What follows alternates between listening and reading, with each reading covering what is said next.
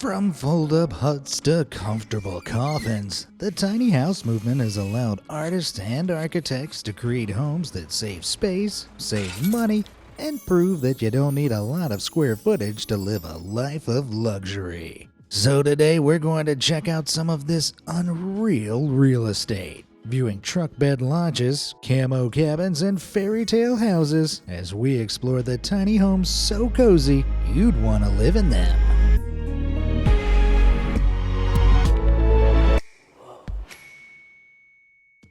Greek life. Living out in the wild has always appealed to me, but I'm not a fan of camping. And the idea of cramming myself into a sleeping bag and fighting off mosquitoes every night sounds pretty off-putting. However, the Italian architect Renzo Piano has me covered, because he's gone from designing London's tallest building, the Shard, to constructing a tiny 81 square foot home that's specifically designed to be used off-grid. Diogene is named after the ancient Greek philosopher Diogenes, who left all worldly goods behind him to live in a large ceramic jar.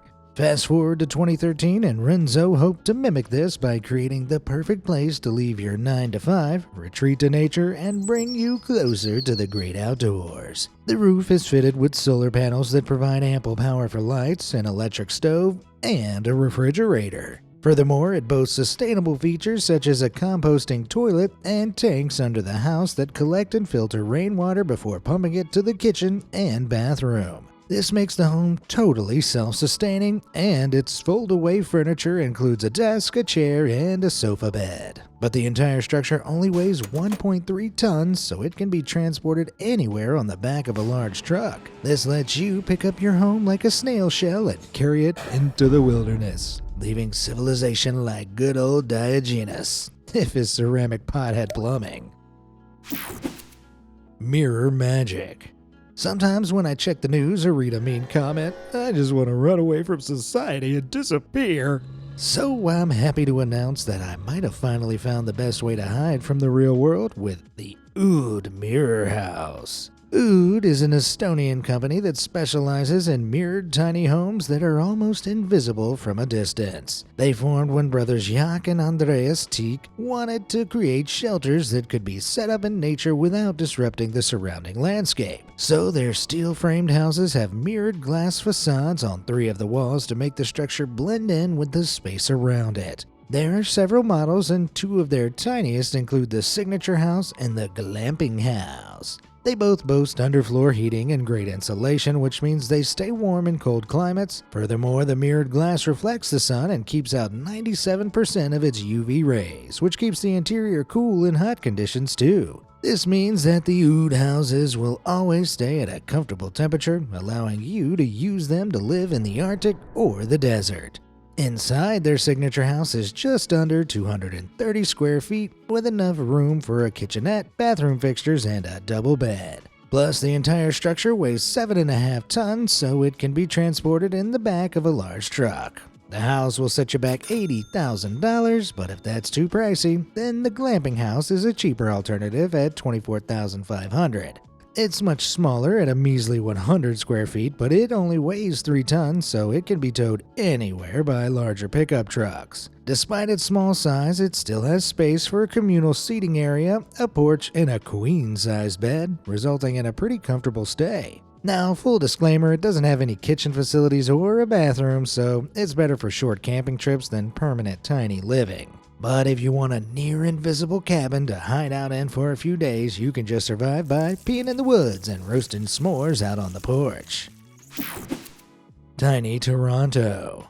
Tiny homes are often seen as a modern fad for hipsters, but the Little House of Toronto is a pioneering prototype that was built all the way back in 1912. This house was conceived by a contractor called Arthur Whedon when he noticed a small gap between 2 houses that was being used as a throughway for cars. Arthur saw potential, so he decided to buy the plot of land and use it to construct a house that was just 7 feet wide and 47 feet deep. Whedon personally built the property, and the finished design included a bedroom, a kitchen, a living room, and even a thin garden.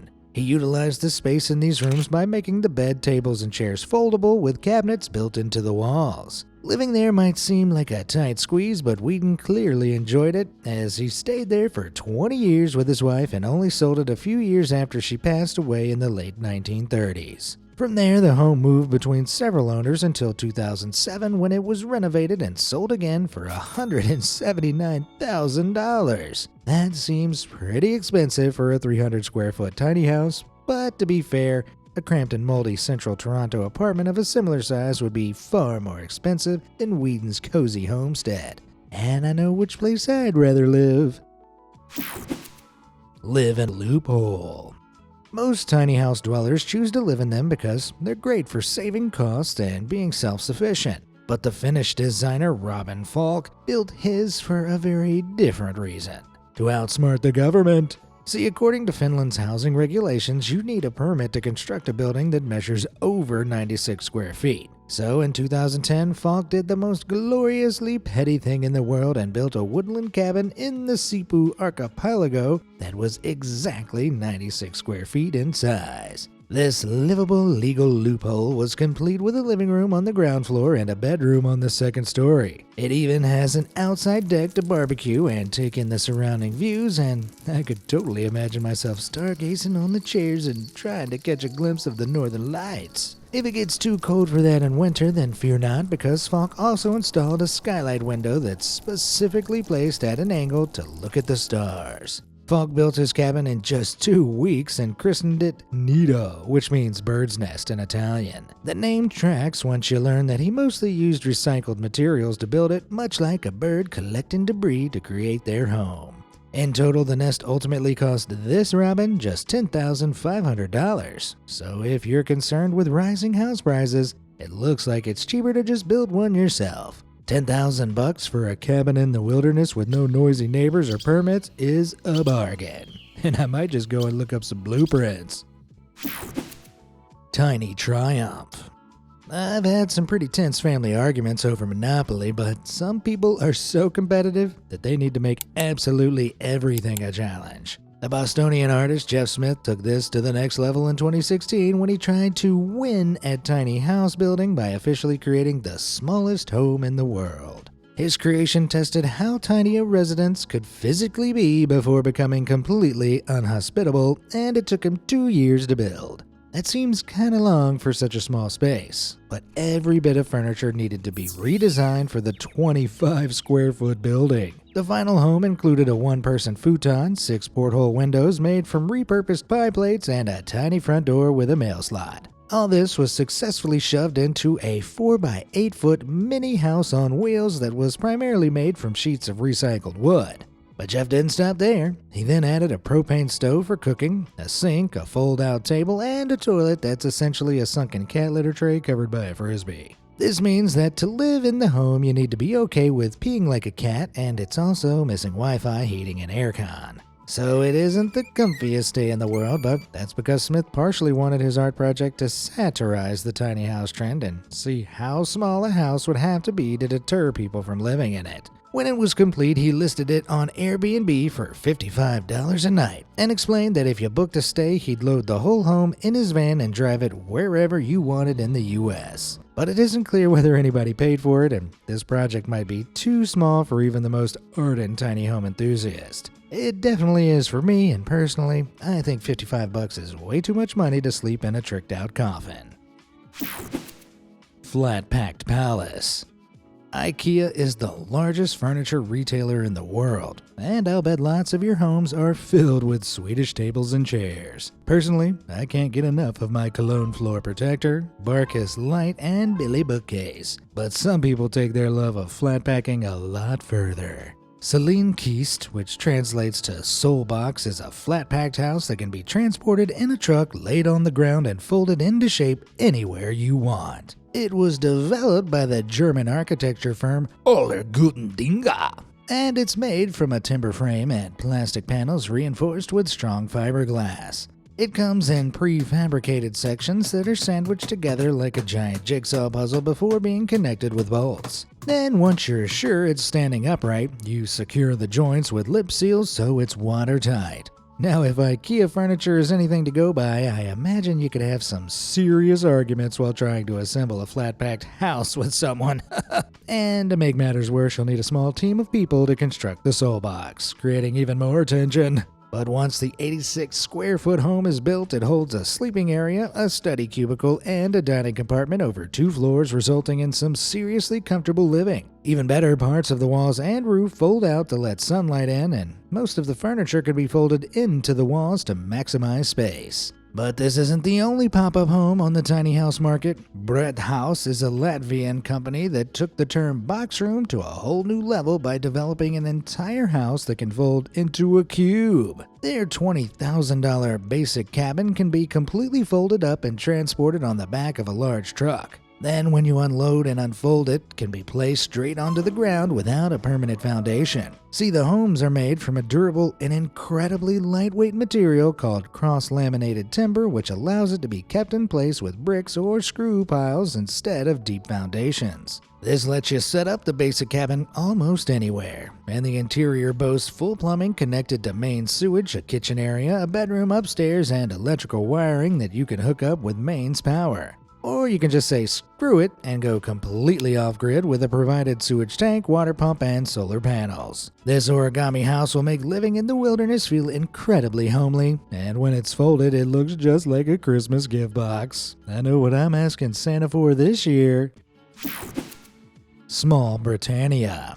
With its luxury boutiques and grand palaces, London is one of the fanciest and most expensive cities in the world. So it probably isn't that surprising to learn that their tiny homes are incredibly pricey too. This 188 square foot apartment in North London contains one main room, and it's so cramped that the owner has to step on the kitchen counter to reach the raised bed. Man, you're just asking to get dirt on your crumpets. There's a tiny wardrobe-sized bathroom too, but it's so compact that you can use the shower and toilet at the same time.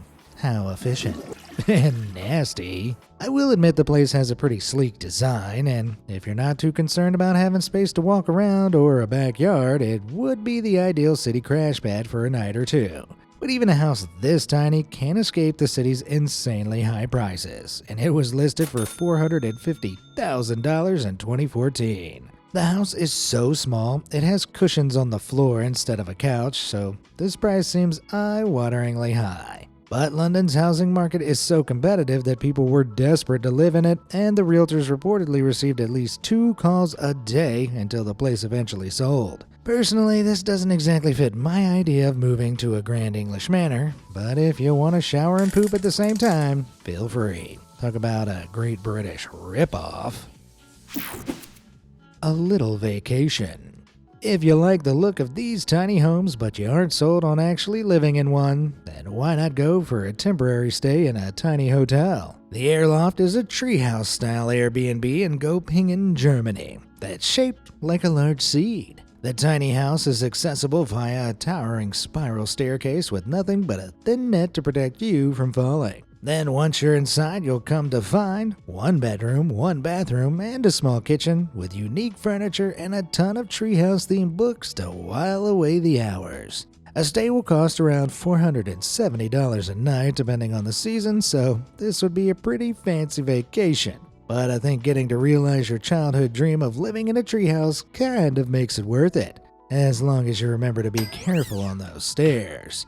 If you're afraid of heights, then I've got another option, but be warned, you have to be pretty confident to stay there too. Trois Rêves, or Dreamcatcher, is a French hotel near Marseille that lets their guests stay in tiny bubble rooms that are completely transparent.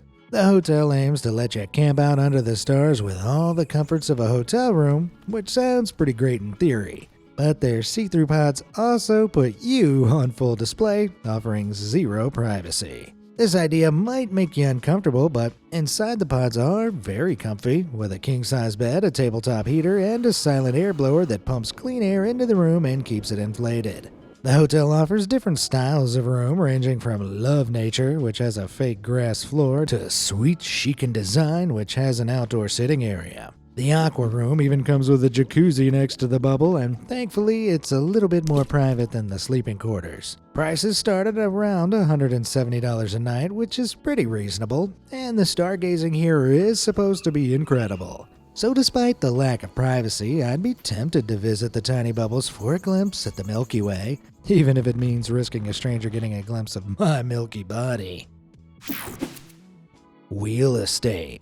Everybody loves a road trip, and the undisputed king of cross-country travel is the RV. But they can get pretty pricey, and if you can't afford one, why not just build yourself a mobile home? YouTuber Timmy Johnson proved it was possible back in 2014 when he built a small wooden cabin in the back of a Ford F-350 truck. He hand-built the home's frame and walls from timbers, foam insulation, and a waterproof membrane before insulating the windows with silicone tape to keep the interior warm. Then he had it inside and fitted with a sofa bed, a log burner, a mini fridge, and a small TV that's powered with a solar panel on the chimney. There's also a faucet fed by a water tank and a stove for cooking. Talk about meals on wheels. When Timmy was finished, he'd added all the comforts of a winter cabin to a standard truck, and he started living in his creation full-time in Alaska while occasionally going on road trips around Canada. He uploads his adventures online for his 600,000 subscribers on YouTube and 760K followers on Instagram.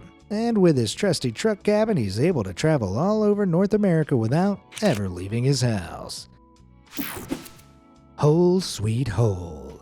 Personally, the only time that I'd consider moving underground is when the inevitable nuclear zombie or AI apocalypse breaks out. But some people currently choose to live down there, surviving in tiny homes right underneath our feet. Back in 2016, the citizens of Milan's Lodi district discovered a series of individual rooms that had been hidden beneath manhole covers, decorated as a kitchen, a bathroom, and a hallway. They look homelier than my apartment, but they held barely any room for a person and no space to sleep. So people were confused as to who actually lived there. That is, until a street artist called Bianco Shock stepped forward and explained that he'd built them as part of an art installation called Border Life. The rooms weren't really underground homes, however, Bianco Shock's project was inspired by the 600 people who genuinely live below the surface in the sewers of Bucharest, Romania. See, when the Romanian communist regime fell in 1989, lots of orphanages closed, which released thousands of kids into the streets. These children sought refuge in Bucharest sewers, and decades later, they still occupy the underground tunnels and have grown up to form a full-blown subterranean society. They mainly live in tiny, filthy crawl spaces, but the sewers do supply heat for them, and their main interaction with the surface world involves crawling outside to get food and water. Bianco Shock's installation aims to explore how they've settled into a seemingly unhospitable place and made it their home, but those sewers definitely aren't as homely as his artwork.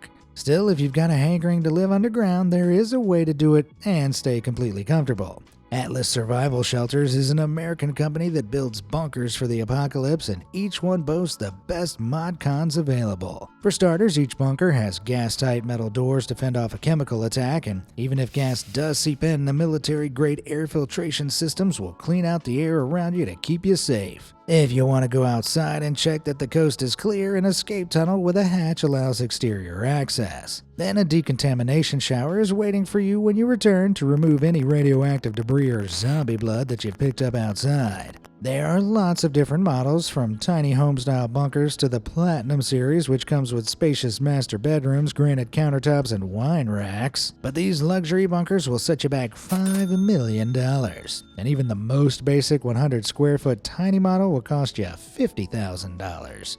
So Atlas is only really a solution if you're stinking rich, as you live out the apocalypse in luxury while us peasants suffer on the surface.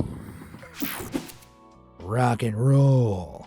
If someone says you live under a rock, it probably means you're a bit disconnected from current events. However, if you live under this boulder, I can guarantee you're completely cut off from the outside world. See, this rock in the Swiss Alps is actually made out of concrete, and it contains a hidden wooden cabin built by the Swiss architecture studio Bureau A in 2014. The mountain shelter is named Antoine, after a character in the novel Derberence, who gets trapped amongst some rocks during a landslide. But the timber cabin inside is actually pretty comfy, with seating, a table, and a single bed. It even has a fireplace so you can stay warm in the colder months. As you approach Antoine, you can tell it's fake due to its small window, visible door, and chimney. However, from a distance, it's indistinguishable from a real boulder, and it isn't the only rock and roll home that Bureau A has built. This boulder abode is called Therese, and it was constructed in the woods near Cergy, France back in 2022. The cabin is a bit more conspicuous than Antoine because of its large porthole window, but it's much roomier inside, allowing space for a table with benches and a double bed on a mezzanine that's accessed with a ladder. Therese is larger than Antoine, but both structures are built on light foundations, so they're easy to lift and move on the back of a truck. This makes them the perfect tiny home to hide from the world, as you can camouflage yourself in the wilderness and finally feel proud to live under a rock. Treehouse living.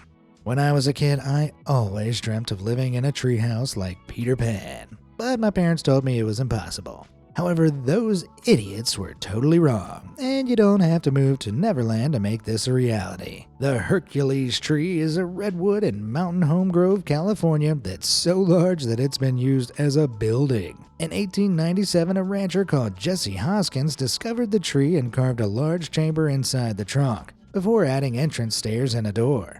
He tried to live inside it for a while, but he found that it continuously leaked sap over the living space. So Jesse moved out and used it to sell wood carvings to passers-by instead. Today the chamber is empty, but it endures as a popular tourist attraction, and it isn't the only redwood that's been used as a home. In 1925, Minnie Stoddard Lilly and her husband bought a 55-acre piece of land in Piercy, California, and found that it included a redwood tree that had been hollowed by lightning thousands of years ago. It stood unused until 1929 when a highway was constructed through the woods, and some of the construction crew temporarily lived inside it as they worked. When the highway was finished, tourism rose in the area, and the workers inspired the Stoddard Lillys to build a permanent gift shop inside the tree. They added a door and windows, and in 1933 the treehouse made headlines when it was named the world's tallest home in a Ripley's Believe It or Not newspaper feature. It became somewhat famous, and passersby regularly stopped to look around its cramped interior, but today it's reportedly totally abandoned, allowing anyone to camp for the night in a tiny building that's straight out of a fairy tale. Hobbit House. I had a Lord of the Rings marathon last weekend, and I couldn't stop thinking about how magical it'd be to live in the Shire. But I don't want to dwell underground, and if I was Frodo Baggins, I'd rather live in this hobbit home in Haida Gwaii, Canada. Artist Noel Wotan created this tiny treehouse with the stump of a felled Sitka spruce, which is a species of conifer that can grow up to 300 feet tall. Their trunks typically span 8 to 12 feet wide, and Wotan hollowed this one out to create a one-room space with DIY wooden furniture, hand-carved shelves, a window, and a shingle roof in the shape of a wizard's hat. He named it the Hobbit House, and in the end, the whole project took 22 years to complete. But the result was a cozy fairy tale building that Wotan primarily uses as a music room due to its incredible acoustics. The walls are adorned with notes from musicians who visited the stump while traveling through the area. But inside, there's plenty of room for a camp bed, and the tiny home would definitely make a fine house for a hobbit who doesn't want to be stuck underground. A beautiful home. Did you ever hear the nursery rhyme about the old woman who lived in a shoe? Well, it turns out it's not just a story, and a giant house-sized boot does exist on the Isle of Wight, England. This massive concrete shoe is nestled in the woods near the town of Ventnor, and it comes equipped with a door, a roof, and 2 stories that have fallen into complete ruin. One source claims that an old woman actually lived inside the shoe during the 1950s, where the structure functioned like a tiny house with an upstairs bedroom. Then, when she passed away, the new owner turned it into a playhouse for their children, and it slowly decayed over the years. However, not everyone's convinced by this story. In 2020, photos of the strange home were posted online, and the uploader claimed that the boot was actually part of a children's summer camp that allegedly stood in the area in the 50s. Apparently, the shoe was abandoned when the camp closed, and nobody's ever actually lived in it. But it's unclear which story is true and whether the concrete boot has been occupied or not. I think it could be renovated into the perfect tiny house and a beautiful home. The coolest bunker. If you went for a walk in the woods and stumbled across this, you'd probably think you'd found a top-secret government bunker. However, the truth is less exciting, because what you're really looking at is a refrigerator. See, the ground fridge is a tiny home-style root cellar created by Dutch designer Floris Schoenderbeek that allows you to keep your food cool without the use of electricity. The room is buried 6 feet underground, where the surrounding earth and the refrigerator's insulation keeps the interior between 50 to 53 degrees. This means that it will keep food fresh for a long time. And its 3,000 liters of storage is able to hold the same amount as 20 standard refrigerators. Now, the ground fridge is made for refrigeration, but it holds a 6-month supply of food, a solar-powered ventilator that fills it with breathable air, and a light. Furthermore, the wooden shelves are easily removable to give you enough space for a sleeping bag, so I think this sealed underground pod could be used as the perfect survival shelter. It's a tight squeeze, but the ground fridge costs $17,000, which is significantly cheaper than most personal bunkers. So in the event of an apocalypse, moving into this refrigerator might be your best option for survival if you remember to pack some blankets to handle the cold. Haystack Home. Everybody who visits my apartment calls it a dump, but my place has nothing on the tiny home built by Harrison Marshall, an artist who went viral for living inside a dumpster. The skip house was hand-built in London back in 2023, and the wooden structure measures just 11.8 by 5.9 feet. Inside, Harrison crammed in a small kitchen with a cooker and a refrigerator, as well as a bed, a desk, and tons of storage. The entire project cost around $5,000 to build, and his only real expense is $65 a month to rent the dumpster, making it London's cheapest apartment. Now, you might have already heard of Harrison's skip house because it garnered a ton of attention online. But it wasn't his first rodeo, and he built a similar feelings library all the way back in 2021. From the outside, the discarded hay bales look like evidence of a weird art installation, or a farmer who's called it quits. You wouldn't think there'd be an inside at all, but as you get closer and spot the library's door, you can enter the haystack's cozy interior. Marshall wanted the space to give city dwellers the opportunity to escape the hustle and bustle of London by browsing through the library's books, journaling their thoughts, or even having a power nap. The structure itself is made out of recyclable timber, screws, and bolts. However, real hay was used to hide the library, so it was only a temporary feature during December 2021 as the biodegradable shell eventually rotted away. That's a shame, as I'd definitely like to cozy up here for a read. But hey, at least Harrison's tiny house is still standing, so we can just hang out there instead without worrying about our hay fever flaring up. Slim and stylish. If I told you I lived in a house with 4 stories, you'd probably picture me kicking back in a grand mansion, and you definitely wouldn't think that space would be an issue. However, the 1.8-meter house is a vertical apartment in Tokyo that can get a little cramped because the property really is just 1.8 meters or 5.9 feet wide. The house was built by the architecture firm Yua on a narrow plot of land in a crowded neighborhood. But the property isn't strictly a tiny house because it's also 36 feet tall and 36 feet long. This has allowed the architects to make the thin plot feel open with high ceilings and stretching rooms that are essentially 4 long corridors. This layout fits all the rooms you'd expect in a regular house, and you can navigate through them with a set of small staircases and ladders. It even has a ginkan on the ground floor, which is a traditional Japanese front entrance. Like most tiny houses, genius space-saving methods are used to fit these rooms. The kitchen counter extends out to create a dining table, whilst also doubling as a platform to access a ladder leading up to the next floor. Furthermore, it doesn't feel cramped in the house as the walls were painted dark colors to give a sense of depth, and the floating staircases let light filter through. Ultimately, the narrow house feels pretty roomy inside, and as cities get more crowded, it makes sense to construct small homes in the gaps and cracks. After all, who said every house has to be short and fat? Well, we've been cooped up for a while, and it's time to clamber out of these tiny homes and stretch our legs. Which of these tiny houses would you want to live in? Let me know in the comments below, and thanks for watching.